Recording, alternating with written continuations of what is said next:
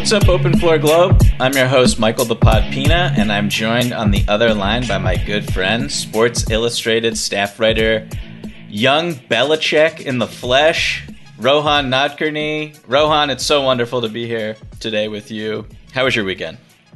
It was great, Mike. Really enjoyed seeing Trump's pen pal, Bill Belichick, take that loss last night. Hired his son so the whole family could take an L on a Sunday night with the whole country watching the most popular TV show every week, the whole Belichick family losing. Bill coaching scared at home. You just love to see it. You really just love to see it. So I'm really riding high off the emotions of that game.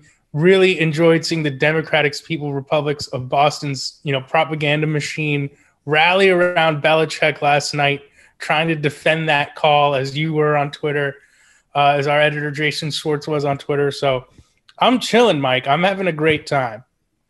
It was a tough loss for the Pats, I got to say. They played, I thought, exceptionally well. We're not going to get too in the weeds here. With the nice moral victory for the Pats. I agree.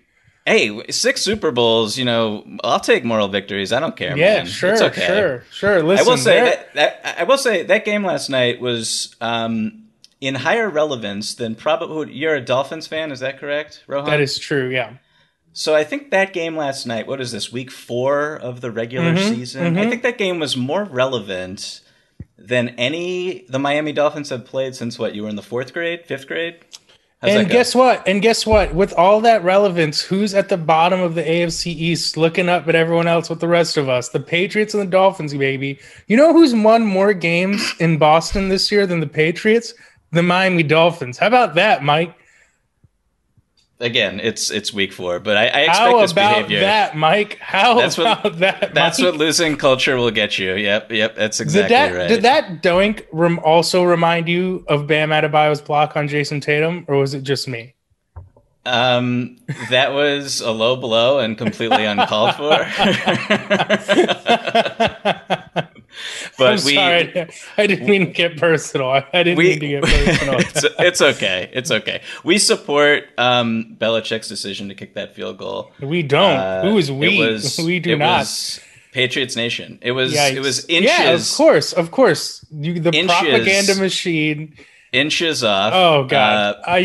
Deep down that was an awful decision. It was not. That was cowardly. Let me put it this way. As someone who's been losing to Tom Brady my entire life, okay?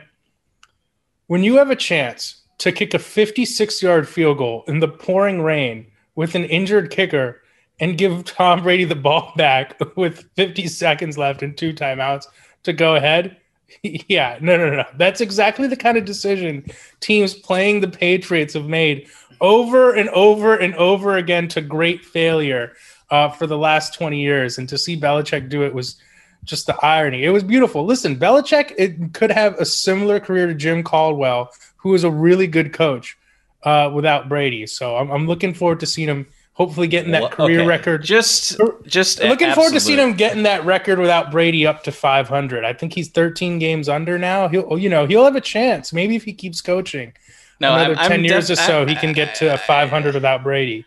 I am definitely the one spewing propaganda right now. There's no doubt about it. That's a fact. That's a statistic that he's under 500 career record without Tom Brady. I promise our listeners we're going to talk NBA today, but I just want to say that a couple more facts. Nick Folk, the field goal kicker for the Patriots,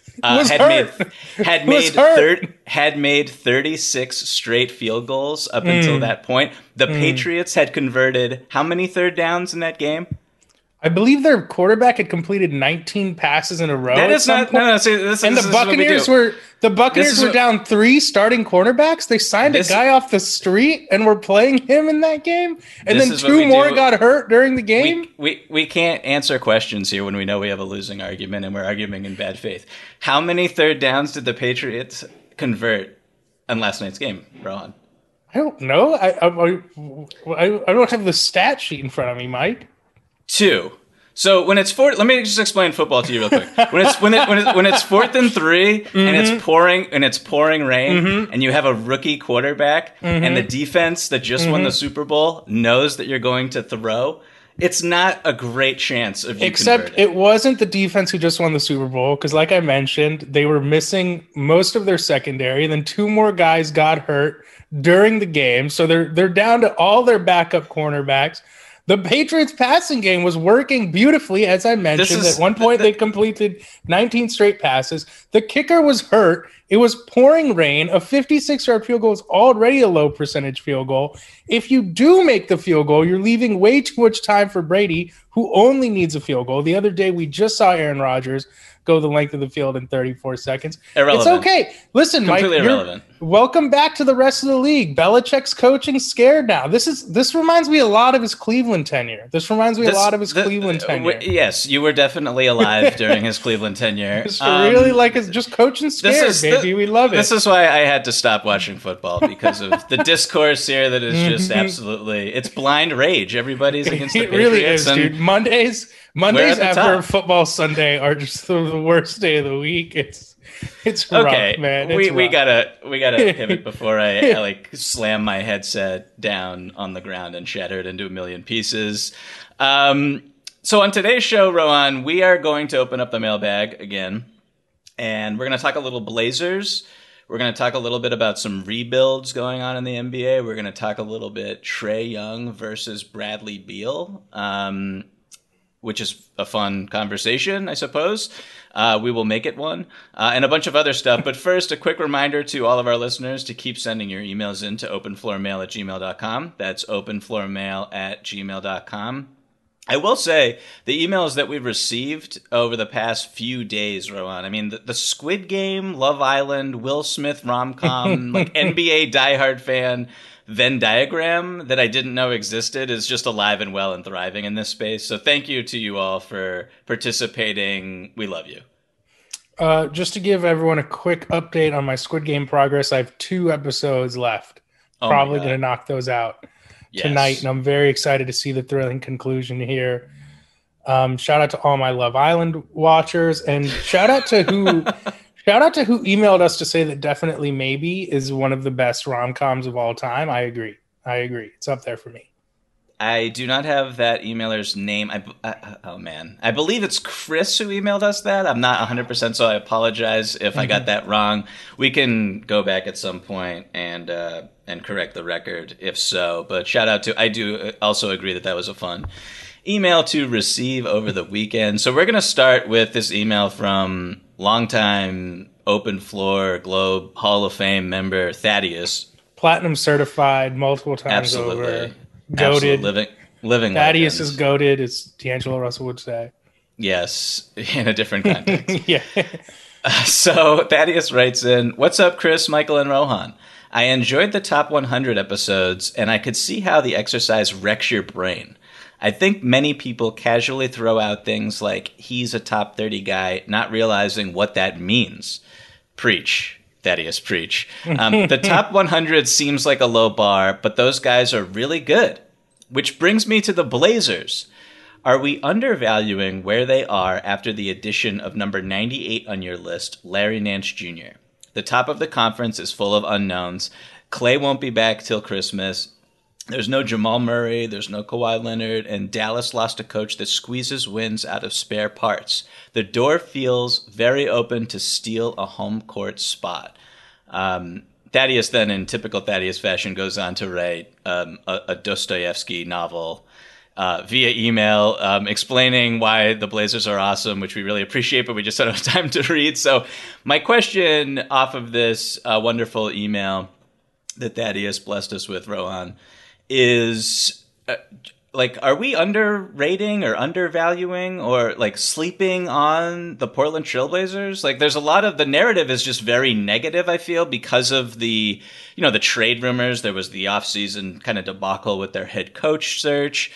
But you look at this roster, you look at you dig into some of the data, the lineup data from last season, particularly after they got Norm Powell, and it's like this team was good, and they have Dame, and if Dame's committed, if CJ's healthy, if everybody's healthy, they could be really good.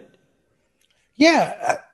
So Thaddeus mentions the unknowns at the top of the conference, right? I think the issue with the Blazers is that they're known. We know that they can be pretty good every year. I think the issue is we know what their ceiling is, which is that they are just one of those teams that they need things to break right for them to have a deep playoff run. Like, the year they went to the Western Conference Finals, like they just kind of had the bracket fall in their favor. And I still think that's their higher most ceiling, is to make it to the final round in the West. I don't think they're going to make it to the finals with their current core. And that's what it is. It's not that I think the Blazers are going to be a bad team. And I know that we both even had Lillard and McCollum off our top 10 duos list, if you remember that back to the summer. But yeah, Mike, I just think the problem is more that they're a known. They're like a finalized commodity at this point. I think Nance is a nice addition, but he doesn't dramatically raise the ceiling of their team. And we know that they're going to be good. They're a high floor, low ceiling team that can win a lot of games. But I mean, you look at some of their playoff exits now. They lost to that Lakers team in the bubble. Now, granted, Dame was hurt by the end of that series, but that wasn't. I don't think either of us think that was the strongest iteration of the LeBron, Anthony Davis Lakers. Mm-hmm.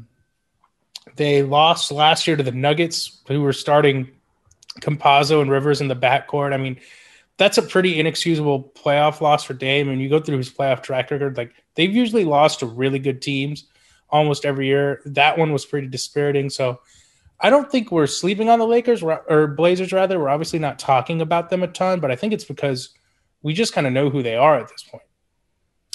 So I think that's a fair way to look at it. I mean, the core is similar, right? Like CJ, you feel like you've seen this story before. You got CJ, you have Dame, Yusuf Nurkic, who gets hurt at the worst times. It's seemingly every single season, unfortunately. But the lineup data that I referenced earlier is just like so positive from last season. Like after they got Norm Powell, the starting five of Dame, CJ, Rocco, Nurkic, and Norm Powell, like offensive rating 118.3, their offense which is was insane nuts, for sure. Yes, and defensive rating 104.8, which is super impressive. 13.5 net rating. So, the sample size there is 370 minutes. We're gonna see if Norm Powell's, last season was a contract year, and he shot the lights out. He played terrific basketball.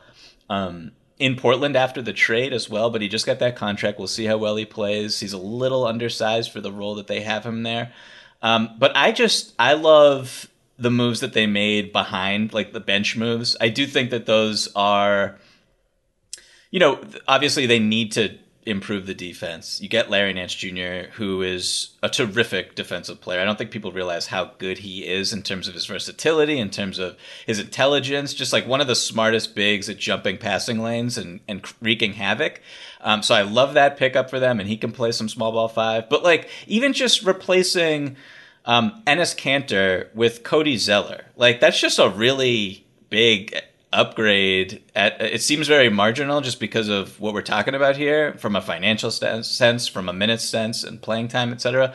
But like Enes Kanter is one of the worst defenders at his position in recent NBA history. Cody Zeller is not like Dikembe Mutombo, but he's solid. He's steady. Solid. Solid's a really good word for it.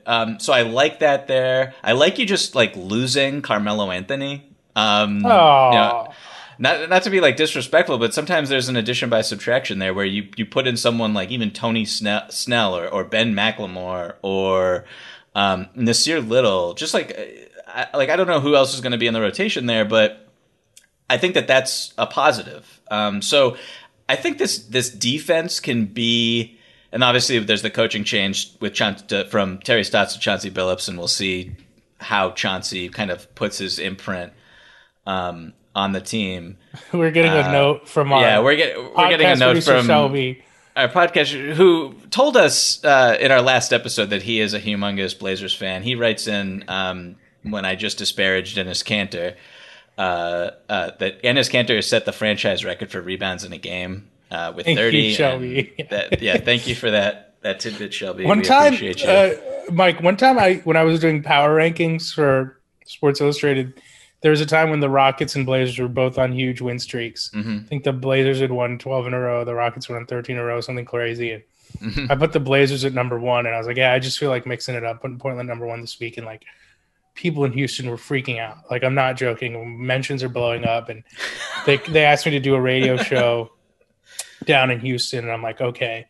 And I'm doing the radio show, and the guy's like, "Do you know how many rebounds a game Clint Capella's averaging?" I was like, "What does that have to do with anything?" Okay. So you're listing out all these nice things about the Blazers in classic Peanut fashion. You make me actually have an opinion, but tell me what your ceiling is for Portland, then. Well, so like, can they make the finals? I don't think you can say that about. I don't think that's like a good way to like grade a team. I think I agree, but we're there. But Thaddeus is asking us if we're sleeping on them, and he's making it seem like they can take advantage of the uncertainty in the conference. And I'm saying that's why that's not possible. So what Thaddeus posits specifically is, can the Blazers get home court? That's the question. Okay. So can they be a top four? And I think that's meaningful in like if you get to the playoffs and you're a 4 seed, obviously having home court it matters with fans back in arenas, etc. Yeah. So is that possible? I think it's possible for sure. I definitely think it's possible because, like I mentioned, they're a high baseline team with a core that's been together for years that is successful. If that's the question, then yes. My thing with the Blazers, I agree, Mike. In most cases, I don't think it's insignificant to get home court, and I'm not trying to denigrate the Blazers' success. My only thing is when you've had a team that's been together for this long and you have a star of Dame's caliber, that's when it starts to matter to me a little bit less, where it would be great if they got home court, but for them, the expectations with a guy like Dame, I think they're just a little bit different. So, if Thaddeus is asking if I'm sleeping on them, that's why. It's just because, I still think they need an injection if they're going to do anything different relative to what they've done, most of Dame's career. But do I think they could get home court? I definitely think that's a possibility, especially with the injuries to the Nuggets and Clippers, which it's hard to talk about, because I'm about to say it's not really something we've talked about too much, because what can you really say other than it's a bummer? But the West would have been so wide open and so incredible this year had Kawhi and Jamal Murray been healthy, because I think it's just really chaos at the top of the West right now. And I would really have loved to see a healthy team from all these seasons, because I have no idea who's going to win. I don't want to divert this podcast because we have such great emails to get to, but commenting on what you just said, if Kawhi was healthy, I don't think it would be wide open. I really don't. I think the Clippers would be the runaway favorites in the West. It's possible, yeah. I mean, but hey, we also thought that their first year, and then sure, but they had to go through the fire, man. They went through the fire, and now this was supposed to be the year, unfortunately, or last year could have been the year. Hey, would you trade Kawhi for Reggie Jackson straight up right now? I mean, it's a conversation. So. Okay, yeah, and we are off the rails. Okay, so now we have this email from Liam, and I just want to say, Liam, you are Babe Ruth, you are Hank Aaron, you're just smashing them out of the park with these emails, and you have 2 on today's episode, so shout out to you forever. So Liam writes, and this is actually, Rohan, you texted me, I think, when I sent the outline over to you. You were so impressed with this question. And it's a fun I agree. One. It's very fun.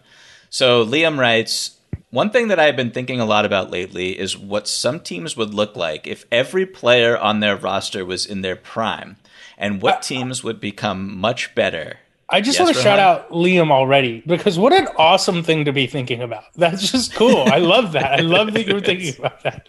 That's dope. Liam continues, there is, of course, the obvious choice in the Lakers. Maybe you could go with the Nets, too. So my question for you is, outside of the Lakers and Nets, what teams do you think would improve the most if everyone on their roster was in their prime? And he shouts out the Miami Heat as a team that would make a humongous leap forward, given that they have PJ Tucker, they have Kyle Lowry, they have Victor Oladipo, they have Jimmy Butler. They also go ahead. I don't want to spoil something I'm going to say, but I just want to say to Liam, I love that he's respecting the culture. I bet Haslam. Liam's in the best shape. Haslam in his prime too. I shouldn't disrespect. Yeah, Liam's probably in the best shape of his life right now. He probably just ran a conditioning test before sending that email. So shout out to Liam, baby. I will say that if there's one thing, and I went through every team, the way that I like judged this was, and I hope you did the same. Like old players, like primes that we've seen that we can kind of reference. So like it's not like you wouldn't look at the Mavs and be like, oh, if Luka was in his prime. Oh, I disagree. I disagree entirely. Oh, that's part of the fun of this. That's part of the fun of this exercise. This will be fun then. Just looking ahead. Like, yeah, he mentioned the Heat. What if Tyler Hero was in his prime? You know what I mean? You'd have. I'm trying to make a joke, but my brain is. Maybe he would drop 45 on the Celtics in the playoffs instead. You know. Anyway, if there's one thing that I kind of gleamed after doing this exercise, it's that the NBA is really young, and I was going through teams trying to find like old players who've had really respectable careers, and they're all the Lakers or the Nets. It's like, yeah, it made this a lot of fun. There was one obvious team that I'm going to talk about in a second. I'm going to throw out the first team. We did get a mean joke from Shelby in regards to Tyler Hero and his prime that I will not be reading personally. Shelby writes, Tyler Hero will be out of the league before his prime. Wow, hot takes coming in from the yeah. Okay. Shelby's an absolute legend already on today's show. So the first team that I want to shout out here as being so much better if everyone was in their prime, it's got to be the Golden State Warriors. Oh yeah, right? Oh my god, like they're number one prime. Yeah, Draymond. Number one with a bullet. Like Steph is a 2-time MVP, and he completely revolutionized the sport. You have Draymond Green, same deal basically on the other end. You have Klay Thompson, second greatest shooter who ever lived. As you said, Iguodala in his prime. We never even saw that during the title run, during the dynasty. He was a little bit past it for sure. Definitely offensively. And they have Otto Porter, they have Nemanja Bjelica, they have some other guys who are. I gotta shout him out every single time. The steal. Yes, exactly. And we got some. I just want to say real quick, like we got some people mentioned the Bjelica, me calling him a steal in reference to our Lakers slander from the last episode, and I just want to say Nemanja Bjelica is better than Carmelo Anthony. I just got to state that as a fact here. But anyway, the Warriors. Did you have the Warriors as a team that you were? The Warriors are really so. As you mentioned, the issue with this exercise, and not that Liam's question is not great, is like you mentioned, the old players in this league are too concentrated on the contenders. So once you take out the Lakers and Nets, this just becomes more difficult, right? I mean, the Warriors are obviously the pick. I mean, even prime Otto Porter, someone who you neglect to mention, someone who I do think is going to be closing some games from there. Oh, did you? Okay. I just the hate, my mind just went black. Yeah. They're really the ones. I mean, they would be incredible. I mean, if you get 2016 Steph, 2016 Klay, 2015 probably Draymond, 2016 Draymond, they're absolutely nuts. They're absolutely nuts. But then the Heat are a good one because you really just have to look at the old rosters on the around the league, right? I think the Heat have the second oldest roster in the NBA. You get Lowry a little bit younger, a little bit healthier. You mentioned PJ Tucker. We don't really know what prime Bam is, so maybe we get even a better version of Bam. Prime Victor Oladipo. That would be incredible. That's an All-NBA player. Yeah, I mean, prime Lowry and prime Oladipo backcourt is spectacular. So, yeah, I think those are the Warriors and the Heat are really the two that jumped out at me just because you have to look at the older rosters. Now, you criticizing me for saying looking at the younger rosters, but you got to – I mean, listen – the team that came to mind, a prime version of the Atlanta Hawks. Because you give all those guys, another 2-3 years in the league. Then you also get, the best version of Capella. Yeah, that was the one that really stood out to me was the Hawks because I think that obviously we're going to talk about Trae Young when we get to this Bradley Beal question, but that's a team that I think ignore kind of their playoff success. I think that's a team that could be better over the next 2 or 3 years, even if they don't necessarily make it that far again in the playoffs. There will be, no spoiler, a lot of time spent talking about the Atlanta Hawks in due time on this podcast. I do think that if you add Prime, I had them on here even with the way I was looking at it, because it's like you add Prime Gallo and Prime Lou Will to what they already have, and it's just like, that's scary right there. Yeah. Like Prime Gallo is basically a borderline all-star, and he was really good for them last year as well. So that's a team right there. I think one of the more fun teams to think about, if we kind of blend how we both are viewing this, is the Phoenix Suns. You get prime Chris Paul, prime DeAndre Ayton, prime Devin Booker, prime Bridges, etc. Prime Bossman 99, Jay Crowder. Which I don't even know. What is Jay Crowder's prime? I was thinking about that. Jay Crowder's prime is like those 12 games a season when he hits every single one of his threes. It was the second round in the bubble against the Bucks. Yes, I think that was his prime. That was his apex, at least. But like, I think only the first 3 games. Yes, fair. Yeah. So, what do you think about the Suns for here? And even if you just took like Chris Paul and made it his prime, no, the Suns are incredible. The Suns is another one that. Listen, you know how I feel about Chris Paul.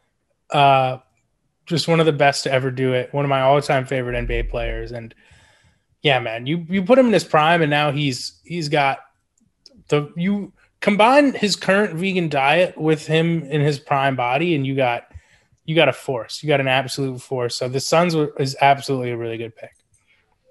I'm just gonna throw out a few other teams here that I thought were interesting. The Knicks. You get prime D Rose, prime Kemba Walker. I was going to put the Knicks on there, but I didn't want people to think I was joking. But I mean, yeah, we know what prime Derrick Rose and Taj Gibson can do together. And you're right. You mix in Kemba. No, the Knicks are absolutely a good pick. So that was a fun one I was thinking about. And then that means you lock in last season's Julius Randle too. That was it right there. That was the peak, most likely. I can't wait for Julius Randle to just win MVP, Finals MVP, most improved again, and just we have to quit our jobs. I probably will quit my job if that were to happen. Not gonna lie. Oh, just in leave and shame. We're telling people, 6 years from now. I don't know. I'm working at a mechanic. I don't know. I'm just a secretary somewhere. I don't know. I'm just doing something completely different. Like, I used to host a basketball podcast. I promise. So, since you got to talk about the Heat, I do want to mention the Celtics here. They have a nice blend of old and young. Al Horford in his prime. Obviously, Robert Williams in his prime is Will Chamberlain 2.0. Jason Tatum, Jaylen Brown, all those guys. So I think Horford's going to be good for them this year. By the way, I'm high on Horford. I do too. Yeah, I do too. Real quick, who do you think is going to? What do you think is going to be the starting lineup for the Celtics? I think it's going to be Horford, Tatum, Brown. I think.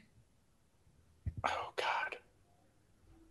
They started the double bigs last year, and it was weird. And I was wondering if they would go back to that.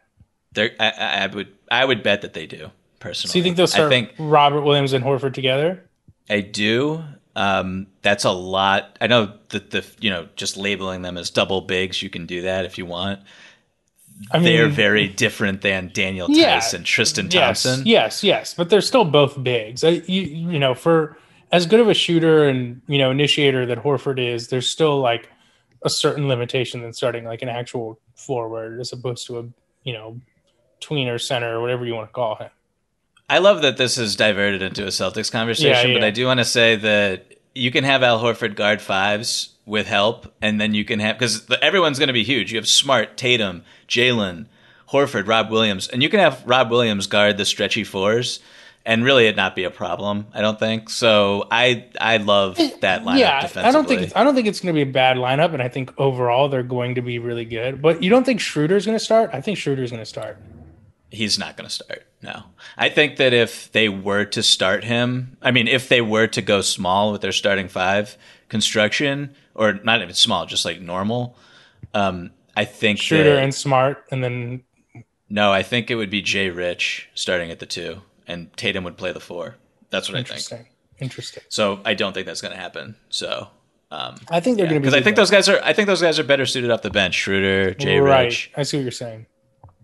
Okay, this was fun. I'm glad that we got to talk a little bit of Celtics Yeah, right here. I can Thank you see for it. obliging You can me. see it in your eyes. Yeah. I'm in a better mood now. The last team, before we move on to this email from Zach about Trae Young and Bradley Beal, the last team I want to throw out there to you is the Cleveland Cavaliers. And primarily because Kevin Love would be in his prime. And I just love thinking about that because they're super young.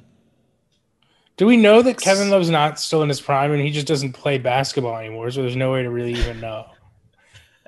I'm pretty sure he is not in his prime based on I don't even, this is just like, I'm pretty sure the sky is blue right now. Yeah. Or at least it's gray outside my window. Yeah, but you had prime Kevin Love, who, when he was at his best, was like the 7th best player in the world, like 2020s left and right. Did you say 7th best?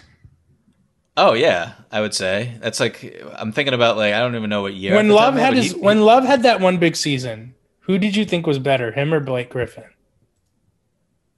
Oh, this is great. I love questions like this. I was a pretty, so I want to say I liked Love slightly because he could shoot threes. I liked Griffin more because I thought he was more athletic, but it's so hard to look back on that now. We all know that season I'm talking about. Just none of us can remember the year. Because didn't Griffin finish like top 5 in MVP voting or something crazy? I think it was 2015, but I can't remember what sounds year. Right. Let me look this up instead of being a complete fail right now. But now I'm like, what if Kevin Love had been playing with Chris Paul that whole time as opposed to Blake Griffin? So it was 2014. It was his last year in Minnesota. Right before he went to Cleveland, when he's averaging 26. Oh my God, these numbers. I have not looked up Kevin Love's prime numbers in a minute here. 26 points, 12.5 rebounds, 4.4 assists, shooting 6.6 threes per game, 37.6%. Which is a lot for that year, especially for someone at his position. Yeah, wild stuff out of Kevin Love, who was incredible. The problem is those teams were so bad that it really... I think I still would have taken Griffin at the time, or even now. You couldn't have gone wrong with either. Yeah. It wasn't a Darren Williams CP kind of debate. They were both awesome. Okay, so speaking of comparing players needlessly, we have this email from Zach who writes, "This is not a Trae doesn't get enough respect question. All-Star and All-NBA voting aside, I think this offseason the Trae Young doubt has more or less gone away. But one thing that has been aggravating us as Atlanta fans is the top 100 lists listing Beal ahead of Trae. I think they are interesting players to compare, but what's the rationale? Is it just that Beal is a better shooter? Is it because Beal may be on the move, so it's easier to imagine him flourishing elsewhere? It's not team success. Beal may be a bit better of a scorer, but they're basically playing different sports when it comes to passing ability. Can you run a playoff offense through Beal as your main guy? Does it matter?" So, Rohan, what are your thoughts about us having Beal ahead of Trae Young on our top 100? And do you feel like we are being completely disrespectful to Mr. Trae Young? So once again, I'm forced to look at the top 100 list that I would never have to look at again for the rest of my life. And Zach, hey, buddy, I agree with you because I had Trae Young one spot ahead of Bradley Beal on my list. I had Trae, I think, at 19 and Beal at 20 on my list. And my separator was that playoff success, the fact that I'd seen Trae do it. It's very interesting because if you put them kind of just side by side as individuals, I think you'd want Beal because he's bigger. Seems to be someone who would be more durable. Mm-hmm. As you mentioned, better shooter. The measurables on Beal are really good. What's interesting to me is the fact that Trae can be that guy who runs all those pick and rolls over and over and over again and pass as well as he does. His style of play is just kind of more conducive to playoff success, I think. But I mean, I think I was clearly in the minority because I got overruled on Beal over Trae. But I mean, I don't want to sound like a broken record. We've brought but those guys are very close on the list for a reason. They're both very good. The Hawks are just one of those teams. We talked about this in the sustainability episode. It's hard to know where their reality is based just off last year. And Trae still has his defensive issues. He just somehow went through a playoff run where none of the opponents really had an opportunity to kind of go after them. So I think they're very close. And I think Beal, frankly, has just been doing it for longer over a more sustained period of time. And that has to mean something. So I don't want to throw our colleague Jeremy Wu under the bus here, but you, Rohan, you had Trae Young at 19 and Beal at 20, as you said. I had Trae Young at 14 and Beal at 15.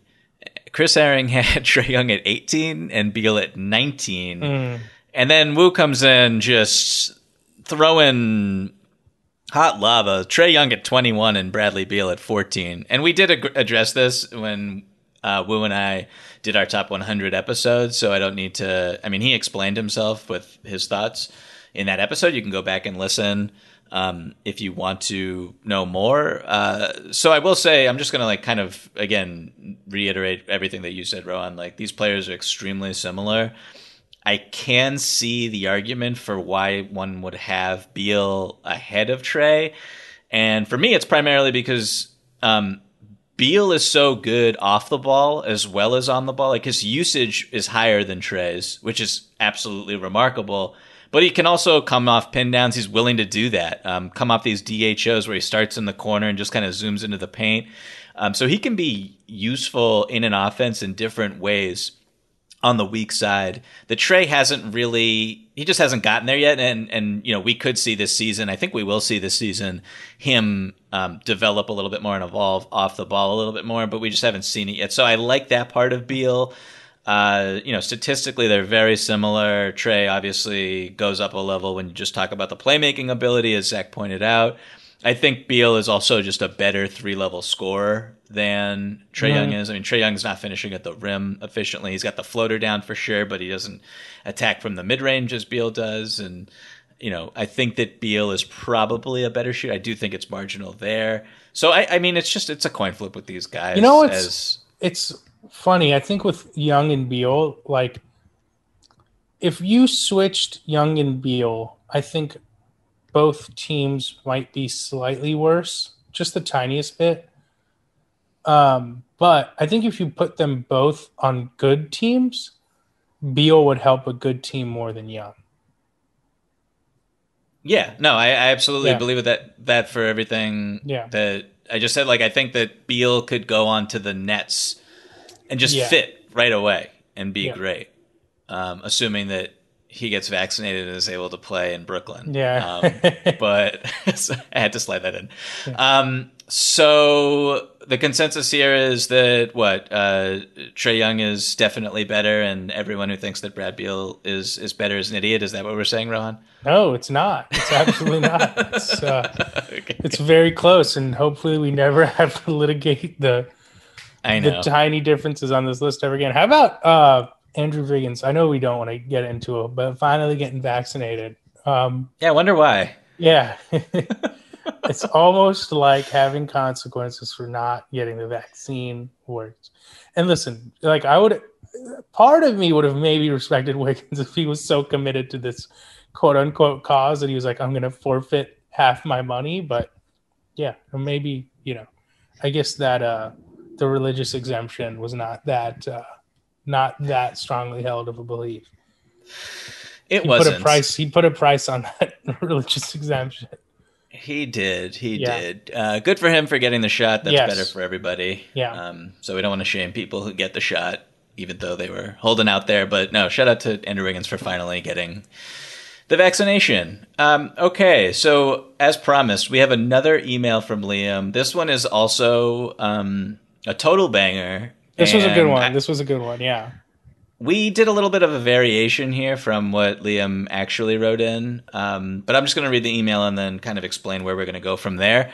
So Liam writes, over the past few years, we have seen many different teams start rebuilding, with some doing it differently than others. looking at the more recent examples, I was seeing two different ways. One is loading up on first-round draft picks like the Thunder and Rockets have. The other is trading for a lot of younger players and rebuilding around that core. So if you were the GM of a team that just started out a rebuild, how would you do it? Would you try a completely different way that I didn't mention? So, Liam, this is a wonderful question. I know you want to take this. Can I address that real quick, Mike? Sure. Yeah, sure. I just want to say in terms of the rebuild, because there's always questions, right? Is tanking good? Is tanking bad? Are these process-style rebuilds okay? Are these GMs, in fact, geniuses? Is Sam Presti doing the right thing by amassing all these first-round picks, et cetera, et cetera? Here's the truth. And I'll never forget this because I was talking to Tim. No, it's true. This is the truth. I was talking to Tim Connolly. Okay, this was about 4 years ago. And we did a story. It was called The Nuggets. You know, the internet's favorite team is still loading. It was about how the Nuggets got all these fun players. Everyone loved watching them on League Pass, but, you know, can they take that next step as a contender? And he just straight up told me, he's like, yeah, man, we got lucky when we drafted Jokic, you know? Yep. And, you know, listen, they've drafted really well. They've drafted and signed 3 guys to max extensions. They've done all the right moves, but it doesn't matter if they don't get lucky with Jokic. And you can be the Sixers and you can tank and you can end up with a generational center who is injured at the wrong times and a really talented player who can't shoot. You can be the Spurs and tank for 1 year and get the number 1 pick and get Tim Duncan, and now you're set for 20 years. Or you can be the Spurs and make the perfect trade for Kawhi Leonard, but then he wants to leave. So, listen, I'm not you know, traversing some insane new ground here to say a lot of luck goes into it. And I understand why the GMs who, you know, amass all these first-round picks, even though I think most of the first-round picks being moved are not even good ones, are doing it because they want to get as many bites at the apple as possible. But there really is no one way, and the one way is to get lucky because not even the number 1 picks in this league are guaranteed to turn into MVPs and superstars, et cetera. Like, there really is just no great way. And that's why it sometimes bothers me a little bit when teams get, you know, criticized for building around a young core. And why aren't you going after draft picks or, you know, vice versa? It's just listen, there really is no method because you have to tank the right year and hope this guy pans out, et cetera. Like, there's no good way. This is a question that is its own podcast, and we're talking about markets and are you a free agent destination and blah, blah, blah, blah, blah. There's just a million different factors that go into all this stuff. But real quick, talking about luck, which is super important and cannot be overlooked. It's like if you're the Nuggets, the Clippers drafted Jerome Robinson, 13th overall. What draft was that? 2018? Yeah, 2018 draft. Jerome Robinson. Just leaving Michael Porter Jr. there for the Denver Nuggets to take. So it's like, you know, Michael Porter Jr. could be on the Clippers right now. The Clippers could have had Shea and Michael Porter Jr. from that draft, if you want to think about that for 2 seconds. It's absolutely wild. And they would have presumably been able to keep one of them in the Paul George trade, and then the Clippers are just looking like a completely unfair juggernaut right now, if that's the case. So it's like they got a little bit unlucky there. The Nuggets lucked out. They got Porter Jr., who they just signed to this max extension, who looks wonderful offensively when healthy. So luck is, you can't overlook it. But Rohan, so getting into what I wanted to kind of put my twist on Liam's question here, I think there are, you could say, 7 genuine rebuilds taking place right now. 8 if you include the Timberwolves, which I don't because they have 2 mid-career vets on max deals and they want to win right now. So I'm not going to call them a rebuilding team even though they're super young. So the teams that I'm looking at right now are the Thunder, the Rockets, the Pistons, the Magic, the Pelicans, the Cavs, and the Spurs. Those are the teams that I think are in full-on, maybe not full-on because you could debate certain things here and there, but I think these teams are rebuilding. So out of all these situations, I want you to tell me which 3 fan bases should be the most excited about what has already happened in terms of, the assets that they have and the players that are on their roster and just what the future might bring? Just like which situations should fans be most excited about out of those rebuilding situations? So even though I think this one is the highest risk, high reward, I think number one is the Pelicans, just because you have Zion there. You have Brandon Ingram. Like, you have two real blue chippers who are really good and could be, I think, cornerstones of a team that's really good for a really long time. Now, granted, does Zion want to leave? Is David Griffin the right guy for the job? Like I mentioned, like, this is that's a powder keg, and it's an explosive situation. But guess what? I love the chaos. I love the mess. I love the intrigue. I love the drama. So that's the one I think I would be excited about as a fan. Like, even if Zion leaves and now you have to deal with like an Anthony Davis situation all over again. I think that would be a disaster. It would be a disaster. We don't. But I do want his agent to come out publicly and say he doesn't want to get traded to the Celtics. I would personally enjoy that. I would not. But yeah, I think that's the one. It's the obvious one, and the potential there is really, really high. I really like the Thunder too. Really? That surprises me. Can I just say that surprises me, because you are, you've been publicly against, I would say, the rebuild strategy that the Oklahoma City Thunder have embarked on. Is that fair to say? Let me clarify it. I'm not necessarily against the strategy as much as I am against like the public fetishization.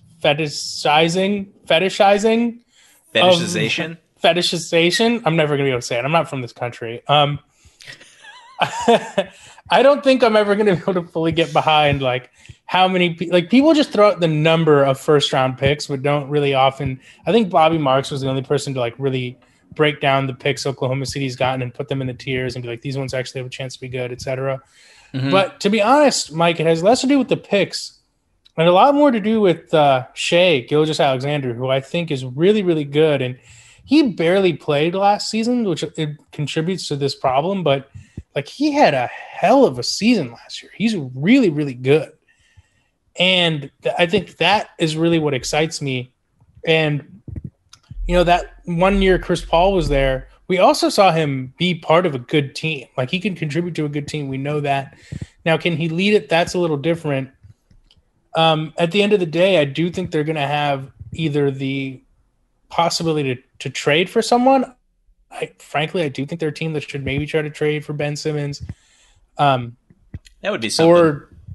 Or draft, or maybe one of these picks hits at the right time, and they can draft someone really valuable. So I would just be excited if I was a Thunder fan, because you really have already a great talent there in place in Shai Gilgeous-Alexander, and I think that's someone to get behind. So that, and then I'm going to go with the Pistons, just because, you just had the number one pick, and I think it's okay to be excited about Cade Cunningham. Like, why not get behind someone like that? Get behind the number one pick. Part of it is that it's unknown, right? We haven't seen him play in the NBA at all. For all we know, he's the next superstar in the waiting. So that was kind of my rationale for those three teams. So you had two of the same ones as I did. Pelicans. First of all, do you agree that they're in a rebuild? Because they were trying to get Kyle Lowry, and I think they're in a rebuild. It's David Griffin who doesn't agree that they're in a rebuild, but they are. I wouldn't say they're in a rebuild, because they're not trying to like actively tear down their roster, but like they're a team that's trying to go from bad to good. Aren't we all? Yeah, exactly. Yeah, I'll agree with that. I put them here because Zion's still in his rookie scale deal. Ingram's on the max, but it's the fun max. And then they just have all these picks from the AD trade, which was only 2 years ago. So I think it's still fair to qualify them as a rebuilding team. And if so, I'm making the rules here. So Zion is there. So if they had signed Lowry, they'd no longer be a rebuilding team. Correct. Yeah. So Zion makes the Pelicans number one for me. I think their fan base should be very excited despite us criticizing their offseason left and right. Just, some things just like don't matter when you zoom out and you take a deep breath. It's just like we have Zion. If Zion's healthy, this guy could like win the MVP this season. Like he's just that good in my opinion. So that's just it's an incredible thing to have. I also have the Pistons here, my number 2 team, and it's for basically the same reasons as you did. Like Cade Cunningham, when you just have the guy who, you know, he's the reigning number 1 overall pick, and a lot of really smart people who watched him at Oklahoma State and throughout the draft process and the summer league, et cetera, just are so high on him. And he's got all the physical tools that you kind of want in someone that you're building around too. So you have him, you have Beef Stew, you have Sadiq Bey, who I absolutely love. One of my favorite rookies last season. I was heartbroken when the Celtics passed over him. This is going to be like a little bit of a Sadiq Bey podcast this year. He's someone who I imagine could come up a lot on Open Floor this year. Yeah. I love Sadiq Bey. We didn't really get to see Killian Hayes last year, unfortunately, because of a hip injury, but he could be really interesting, or he could get traded if he doesn't fit with Cade, who might just be kind of the primary ball handler. I feel like the Pistons are going to have that kind of year where they're not very good, but almost every single game they win is just like really annoying for a good team. Like some good team's going to just go into Detroit, pencil in a victory, and then be like, oh yeah, like wait, the Nets lost to Detroit like 130 to 128. Like what happened? Like I feel like that's going to be every Pistons game. Yeah. Yeah, absolutely. The other team that I have here is Houston instead of Oklahoma City, because I love Shea. Sure, I love him. He's about to start that max, the fun max. That's great. Houston, I like it more because it just feels like fresh with what they have. Like I like their collection of young talent more than I like the collection of young talent that Oklahoma City has. You're not in on Poku? I'm not going to say I'm out on Poku. Okay. You know, I really appreciated him entertaining me. Last season with, you know, behind the back passes out of bounds. The fact that he weighs less than I do. He's just a living legend. There's no doubt about it. But I do feel like there's the possibility of SGA getting a little upset with what's going on there. And I do think that their rebuild's a little bit more delicate because I don't think they can slow play it like this forever. And I kind of think the Simmons trade is the move for them. For OKC? Yeah. So why would Philly do that? Because the problem is I don't think they have the right vets to send back to Philly. I don't know if they can make it a 3-teamer somehow, or maybe it would have been better when they did have one of those vets that they were trying to dump off that ultimately could have been useful, but if they held off and they were patient and Kemba Walker looked great in the first 2 weeks of the season. That was interesting how quickly they moved talking off of him. Yeah, that was interesting how quickly they moved off of him. But, I don't know, man. I just I think that'd be really good 2 guys to have on the wing defensively in Shea and Simmons. Shea can handle the ball. You know, everyone and their mother has heard about putting Simmons in the Draymond role. That's one of those places where I think he could do it.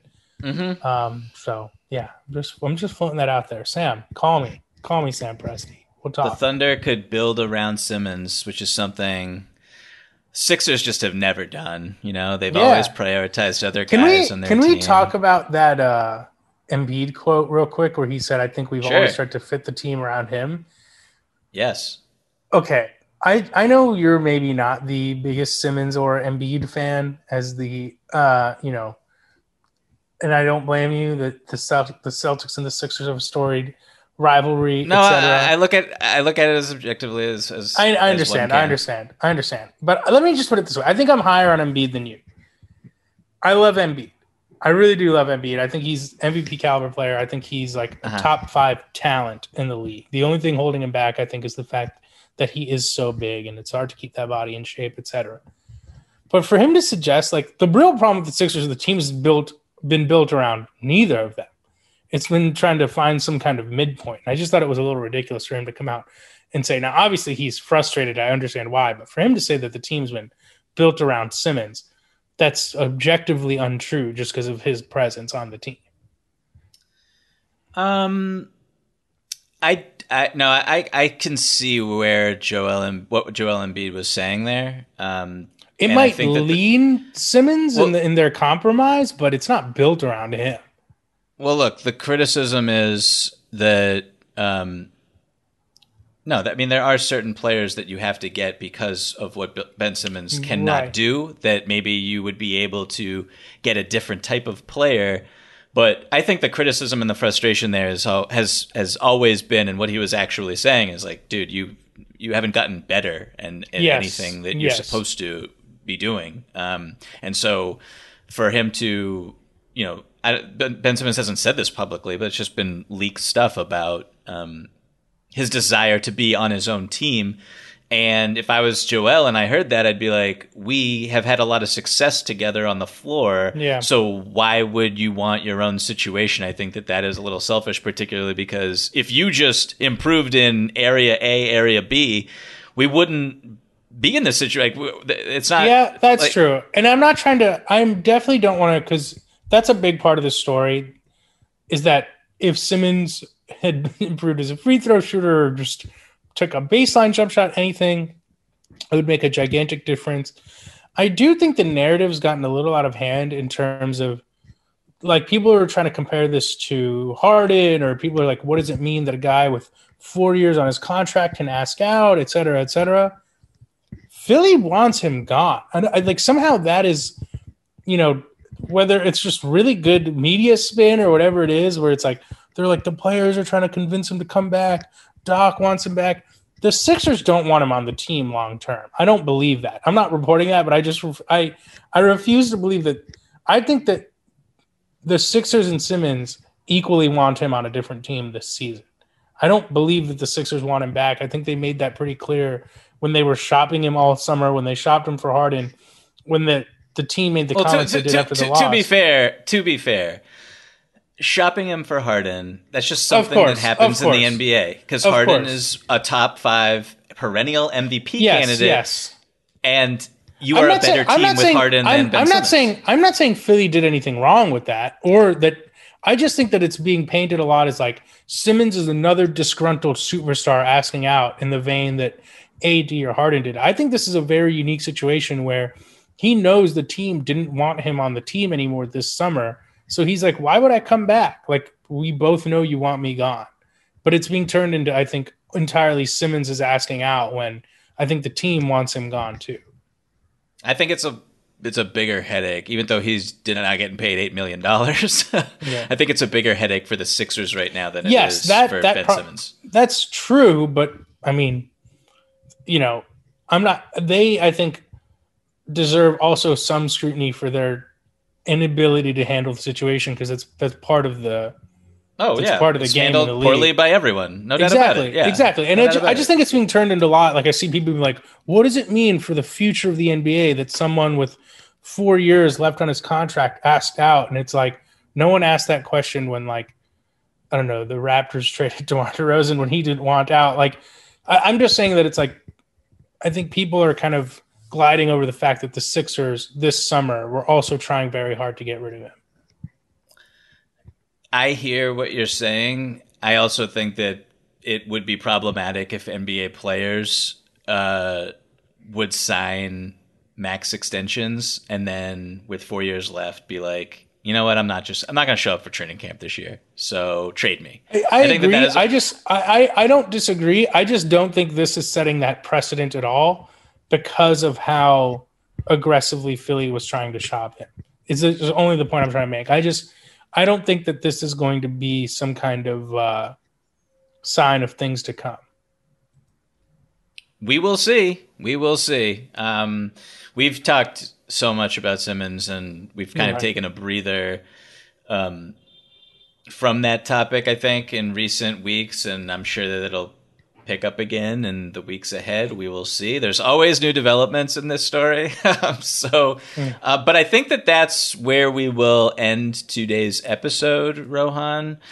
Thanks again so much to our listeners. Thanks again for sending all those emails in. Openfloormail@gmail.com. That's openfloormail@gmail.com. Before we go, Rohan, do you have anything you want to say about, any apologies you have for your slandering of Bill Belichick's completely logic, common sense, practical coaching style, or anything along those lines before we sign off? I'm just really, really amused that now he's coaching scared like the rest of us. Maybe he'll write another letter to Trump about it. So good for Belichick. Good for his son. I'm sure his son worked really hard to get that defensive coordinator job or whatever it is. I'm sure he was more qualified than anybody else, all the other coaches who could have gotten that job. So, at least he got to lose together as father and son. I do want to shout out all the people who've been emailing us about our pop culture takes. I'm glad we aren't completely derailing the pod with that talk. I'm very, very excited to get the conclusion of Squid Game and talk about that with you next week. I know the season's approaching so quickly, but once I do finish Squid Game, we'll absolutely have to discuss some of the games they've played on the show. Another show I just recently started watching, the third season came out, but I had never seen any of it, is Sex Education on Netflix. Another recommendation. Very good. I heard that was good. I have not checked it out because it's October and we're giving recommendations all of a sudden before we sign off. Midnight Mass on Netflix. Ooh. I binged it last week. It's okay. I'm not going to say it's like the greatest thing I've ever seen, and I watched it right after Squid Game, which was a mistake. But good. I would say if you like horror, check it out. It's not bad. I started Midnight Mass because I really like Mike Flanagan, who's done some other Netflix shows, Haunting of Hill House, which was really good. Mm-hmm. And while it's October, I just feel like the audience should know that this is Mike's month. He's one of those people. And I love that. I love that about you. I'm excited to get into some. Have you seen Malignant? Doug, of course. Come Bro, on. Malignant It came out. Malignant was lit, dude. That was a movie. They don't make them like Malignant anymore. Malignant was awesome. I'm about to go watch Friday the 13th Part 10, Jason Outer Space. Let's go. A classic. Hit it up on HBO Max. Yeah, this is my time where I am a horror movie fanatic. So good times all around. I need you to make some recommendations because I never unsubscribed to my Shudder account. So I got to get my money's worth there. We will maybe we'll kick off next week's episode with something horror movie related. That would be fun. Until then, everybody, please stay safe. Everybody, please continue to enjoy the off season. Whoa.